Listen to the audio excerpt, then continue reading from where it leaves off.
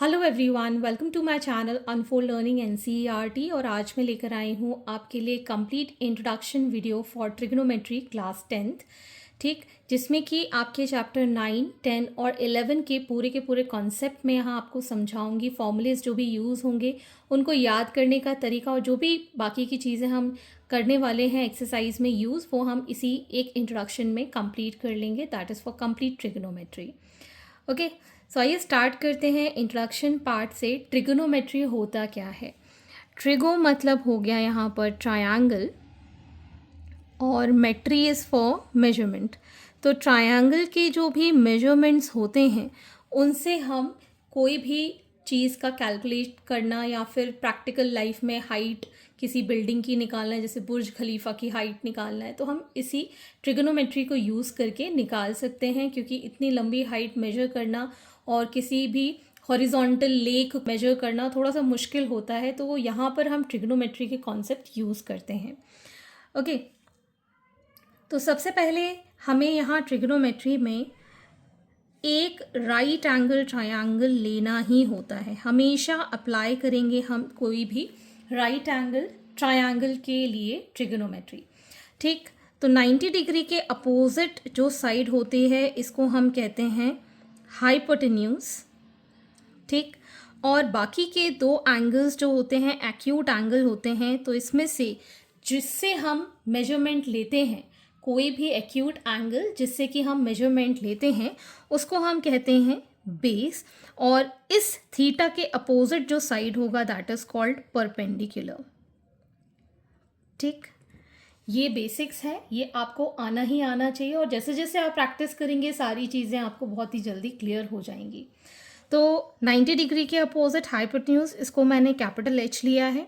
Theta के साथ जो साइड ली है दैट इज बेस और थीटा के अपोजिट जो साइड ली है दैट इज परपेंडिकुलर।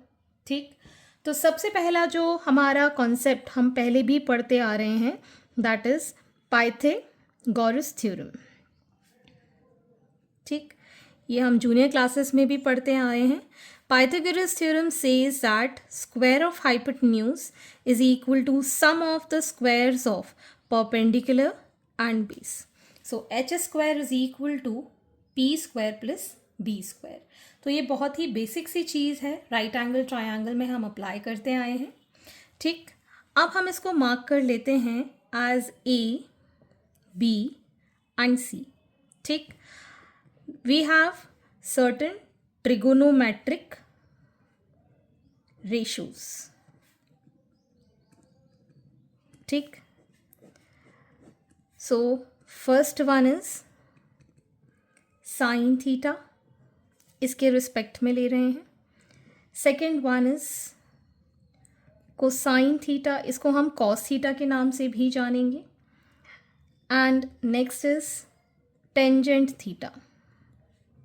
ठीक है, इसको तो हम साइन थीटा ही लिखते हैं लेकिन इसको हम कॉस थीटा के नाम से भी जानते हैं और इसको हम टेन थीटा के नाम से जानते हैं। ठीक, so sine theta is perpendicular upon hypotenuse, that is A B upon A C, perpendicular upon hypotenuse. Cosine theta या फिर cos theta is base upon hypotenuse, base is B C, hypotenuse is A C, B by h. Tan theta is perpendicular upon base. Perpendicular is AB, base is BC. ठीक, P by B. Clear? तो यहाँ पर आपको ये बहुत ही confusion हो रहा होगा कि ये रेशो हम कैसे याद करेंगे।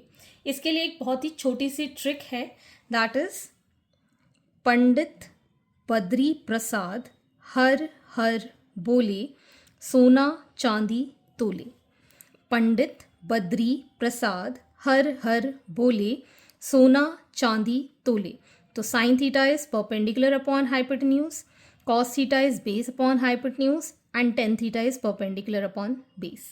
तो ये एक लाइन में आपकी पूरी प्रॉब्लम सॉल्व हो गई कि ये रेशो कैसे हम याद रखेंगे। तो इस तरीके से आप ये रेशो याद रख सकते हैं।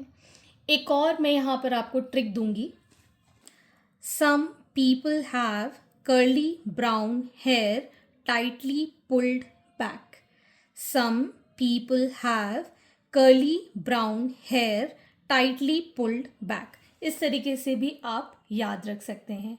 ठीक है, चाहे आप हिंदी में याद रख लीजिए या फिर इंग्लिश में, आपको जैसा भी इजी लगे आप उस तरीके से इसको याद कर सकते हैं। तो ये ट्रिग्नोमेट्रिक रेशोज के रेसिप्रोकल्स भी होते हैं। So next one is cosine cosecant theta, जिसको हम कॉसिक थीटा के नाम से लिखेंगे, and it is reciprocal of sine theta. AC by AB, that is hypotenuse upon perpendicular. Next we have secant theta, जिसको हम sec theta के नाम से लिखेंगे, and it is AC by BC, hypotenuse upon base. And the last one is cotangent theta, that is cot theta, which is BC upon AB, base upon perpendicular. ठीक, so we have sine, cos, tan, cosec, sec and cot theta. ये 6 trigonometric ratios हैं जिसके around पूरी की पूरी हमको trigonometry पढ़नी है। सो हम यहाँ पर कॉसिक थीटा को 1 अपॉन साइन थीटा लिख सकते हैं, सेक थीटा को हम 1 अपॉन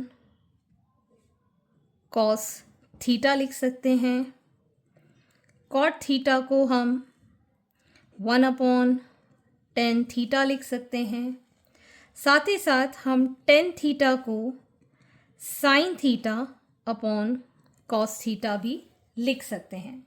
अगर इसके रेसिप्रोकल के रिस्पेक्ट में देखें तो इसको हम sec theta by cosec theta भी लिख सकते हैं।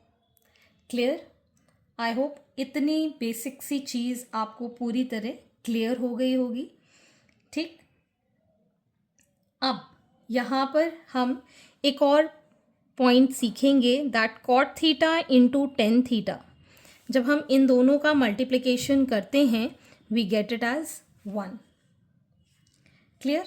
Next we have trigonometric ratios of some specific angles. तो हमको कुछ स्टैंडर्ड एक्यूट एंगल्स के लिए कुछ वैल्यूज़ फिक्स हैं जो कि हमको निकालनी पड़ सकती हैं या फिर याद करनी पड़ सकती हैं। तो वैसे तो ट्रिग्नोमेट्रिक आपको टेबल के फॉर्म में एक लॉग बुक मिलती है स्कूल में जिससे कि आप देखकर लिख सकते हैं, लेकिन कुछ बेसिक से हैं जिसको आप याद रख सकते हैं और आसानी से क्वेश्चन सॉल्व कर पाएंगे। सो वो एंगल्स हैं 0 degree, 30 degree, 45 degree, 60 degree and 90 degree. ठीक है, तो अब अगर आपको साइन थीटा की वैल्यू में थीटा की वैल्यू है 0, जैसे कि साइन 0 की वैल्यू निकालनी है या साइन 30 की वैल्यू निकालनी है या फिर कॉस 0 की वैल्यू निकालनी है या टेन 0 की वैल्यू निकालनी है, तो हम कैसे निकालेंगे? ठीक है ना? तो बहुत ही ईजी पैटर्न है। You right these angles like this और फिर हम लिखेंगे 0, 1, 2, 3 एंड 4। ठीक, और अब हम इसको फिर 4 से डिवाइड कर देंगे। ठीक, और इसका रूट निकाल देंगे।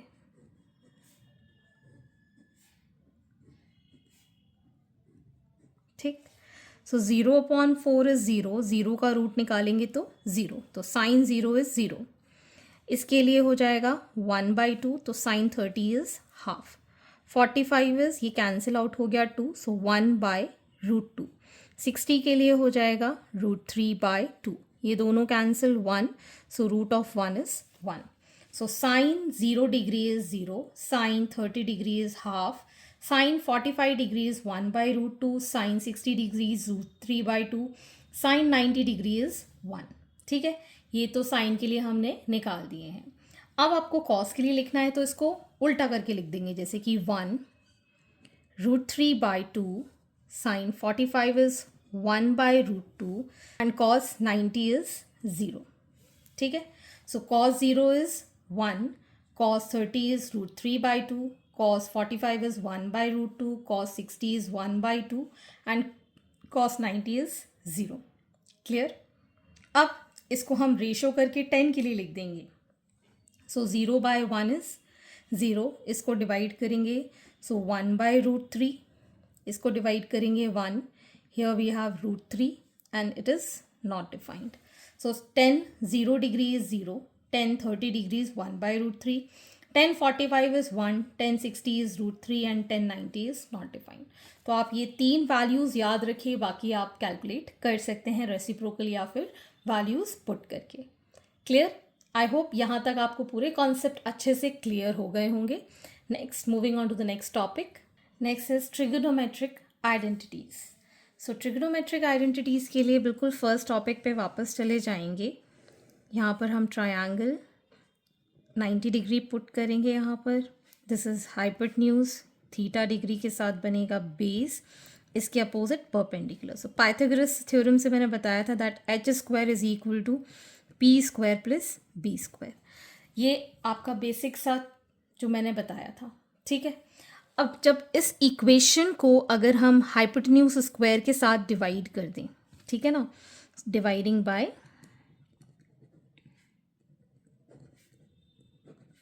H square, so we get H square by H square, P square by H square, B square by H square. So it is p by h whole square plus b by h whole square is equal to 1. p by h होता है sin theta, so sin square theta. b by h होता है cos theta, which is 1. So sin square theta plus cos square theta is 1. This is our first identity. अब इसी से ही हम बाकी की आइडेंटिटीज़ लिख पाएंगे. That is sin square theta is 1 minus cos square theta. इसको हम इस साइड ले गए. And cos square theta is 1 minus sine square theta. So first, second and third. I hope clear है ये. ठीक. आप इसको स्प्लिट करके भी लिख सकते हैं as 1 plus cos theta and 1 minus cos theta, because A square minus B square is A plus B and A minus B. इसको आप 1 plus sine theta 1 minus sine theta भी लिख सकते हैं. अब हम इसी इक्वेशन को पी स्क्वायर से डिवाइड करेंगे. Here we have dividing by P square. So we have H square by P square is equal to P square by P square plus B square by P square. ठीक है. इसको हम लिखेंगे h by p whole square, ये 1 plus b by p whole square. ठीक. Hypotenuse upon perpendicular क्या होता है? कॉसिक. ठीक है ना. So cosec square theta is equal to 1 plus b by p base upon perpendicular is cot theta. So cot square theta. Cosec square theta is equal to 1 plus cot square theta. तो ये आपकी fourth equation मतलब identity. इसको हम इस side ले गए. So cosec square theta minus cot square theta is 1. This is fifth identity. और इसको हम इस तरीके से भी लिख सकते हैं दैट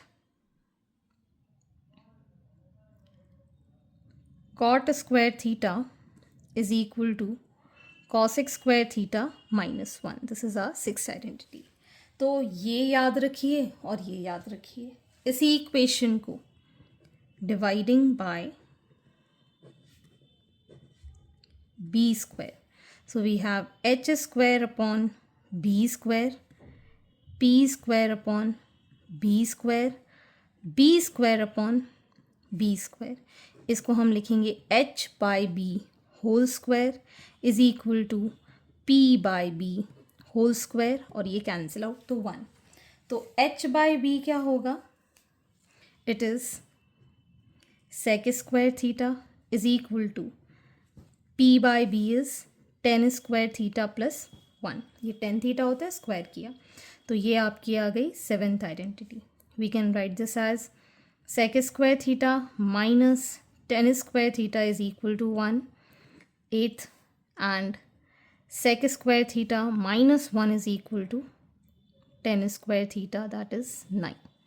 ठीक, तो आप बेसिकली 1, 2 और 3 ये 3 आप आइडेंटिटीज याद रखिए, बाकी की ऑटोमेटिकली आप डिराइव कर सकते हैं by taking the values from LHS to RHS. Clear? Next concept that we have is angles of elevation and depression. ठीक, तो यहाँ पर हम इस तरीके से Z बना लेंगे. ठीक, तो हम मार्क कर रहे हैं OP are the 2 points where P is at the higher level. ठीक, OA is the horizontal and PB is also a horizontal line parallel to each other passing through O and P. ठीक है, एक observer है O जो कि यहाँ इस point O पर खड़ा है और P एक ऐसा पॉइंट है जहाँ पर वो ऑब्जर्व कर रहा है. Observer is looking at this point P. तो ये जो पॉइंट और ज्वाइन करने पे जो लाइन बन रही है, this is called line of site. यहाँ से वो खड़े होके देख रहा है which is called the line of site. और ये जो P पॉइंट एंगल AOP बन रहा है, this is called line of site, और इसके बीच में बेस के बीच में this is called angle of elevation. This is called angle of elevation. और if an observer at P and the object is considered at O, then angle BPO is called angle of depression. ठीक, जो angle नीचे से हम ऊपर जब देखते हैं विथ बेस बनता है with the line of site is called angle of elevation. और जब ऊपर से ऑब्जर्वर नीचे की साइड ऑब्जेक्ट को देखता है तो ये जो हॉरिजॉन्टल लाइन और लाइन ऑफ साइट के साथ बनाता है that is called angle of depression. ये दोनों लाइंस पैरेलल हैं, दिस इज अ ट्रांसवर्सल, तो angle of depression is equal to angle of elevation because they are alternate angles. ठीक है, this concept is been use in the chapter height and distance जिसको हम detail में पढ़ेंगे आगे.